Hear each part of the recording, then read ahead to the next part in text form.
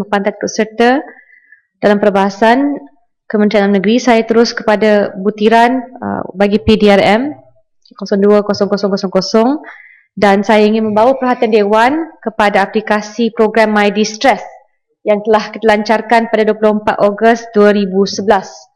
Sebenarnya jarang sekali kalau saya boleh bangkitkan perkara positif, dan antara perkara positif yang akan saya bangkitkan hari ini adalah program ini. Kerana aplikasi program My Distress apabila dilancarkan memberi peluang kepada orang ramai untuk mempunyai talian terus kepada pihak polis. Dan daripada apa yang kita dapati, masa respon polis telah dipercepatkan daripada 15 minit hingga 8 minit sahaja sebelum tahun 2015 ya. Maksudnya KPI-nya telah dicapai. Semenjak dilancarkan, saya meneliti semua komen yang amat positif daripada orang ramai yang menggunakan aplikasi ini. Selama 2 tahun, rekod menunjukkan aplikasi menerima lebih banyak 700 komen positif dan ratusan permintaan supaya dilancarkan untuk kegunaan lain atau selain daripada negeri Selangor. Insentif pihak polis menyediakan aplikasi ini amat dipuji kerana memberi impak kepada jenayah seperti colik, ragut dan sebagainya.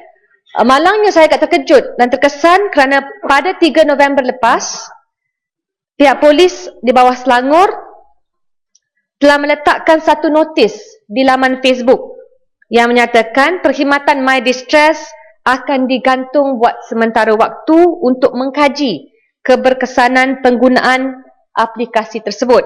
Jadi saya agak hairan kenapakah penggunaan perkhidmatan yang memang mendapat impak dan respon positif ini digantung, katanya untuk mengkaji keberkesanannya. Dah 2 tahun dah atau pengurusi beroperasi, bayaran pun dah dibuat, dan kenapakah tiba-tiba keputusan ini diambil. Ada sebuah surat yang dihantar kepada Akhbar The Star bertarikh 11 November di mana seorang pengguna telah mengatakan penggunaan aplikasi ini amat berkesan apabila beliau menghadapi masalah dengan seorang pembuli jalan raya. Polis dapat mengenal pasti lokasi tersebut secara automatik. Saya juga rujuk kenyataan Ketua Polis Selangor, Datuk Tun Hisan Tun Hamzah, dalam laporan pada 2 April 2012.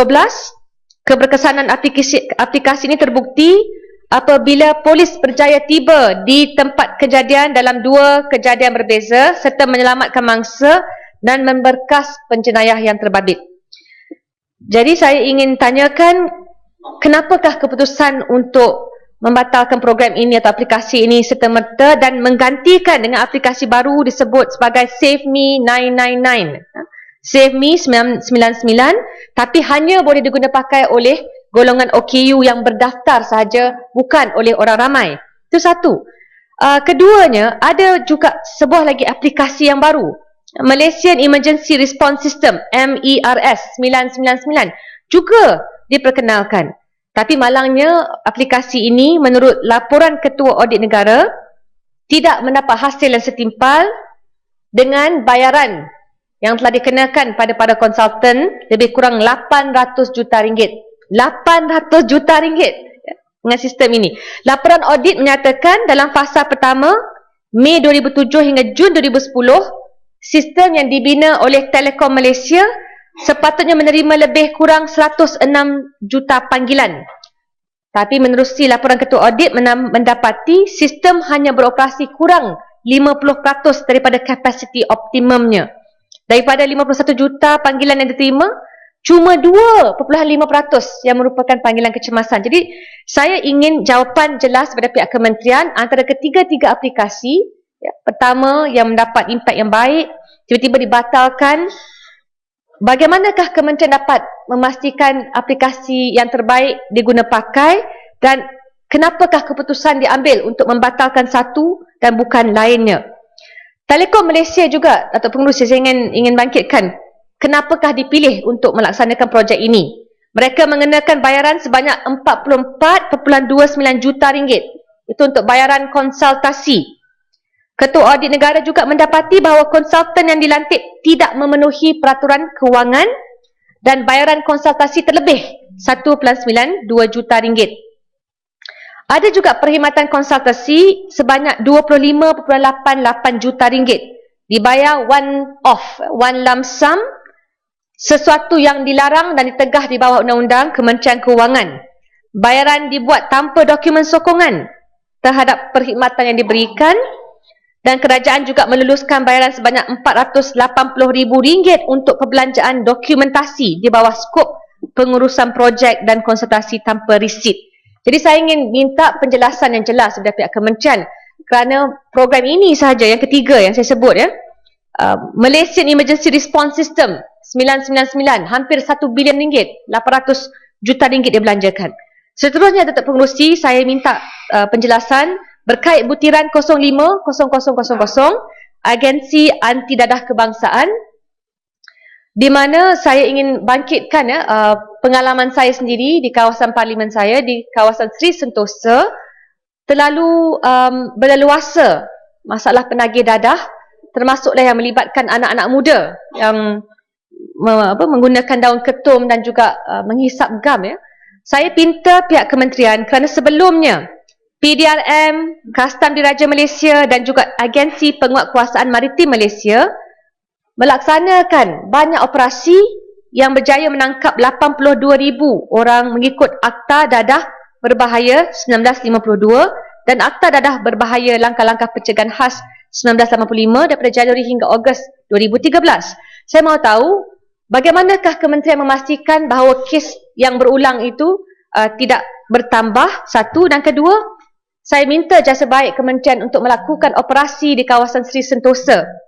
Saya sendiri didatangi beberapa penagih dadah dan saya fikir terlalu mudah akses mereka tanpa tindakan balas daripada pihak berkuasa.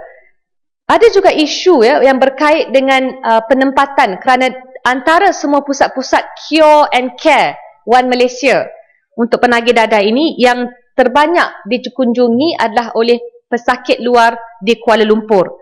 Jadi pada saya minta pihak kementerian agar meneliti dan memastikan operasi ini dilakukan dari masa ke semasa dan tidak sampai melimpah ruah ke semua penagih-penagih dadah di kalangan masyarakat.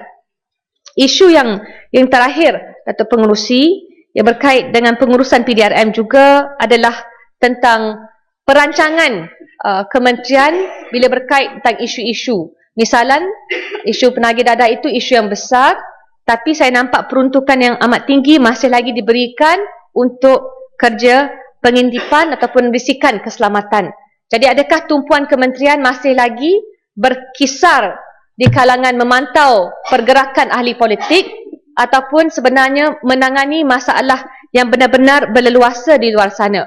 Saya fikir sebelum ini Ahli Parlimen Bukit Mertajan telah bangkitkan isu pengambilan anggota-anggota pegawai khas. Pada zaman mantan Perdana Menteri satu ketika dahulu, Tun Abdullah Ahmad Badawi, hanya lebih kurang 5,000 anggota special branch dengan izin pegawai khas. Tapi bertambah sehingga sekarang, dan untuk tahun lepas sahaja dibandingkan belanjawan yang terbaru, lebih kurang 380,000 laporan yang dikeluarkan oleh special branch berbanding hanya 60,000 kes yang diselesaikan di bawah Jabatan Siasatan Jenayah. Jadi saya pohon kerana pada saya masalah utama isu dadah, isu rompakan dan sebagainya, dan saya pinta pihak kementerian akan menukar haluan dan juga pengkhususan mereka. Terima kasih, Tuan Musi.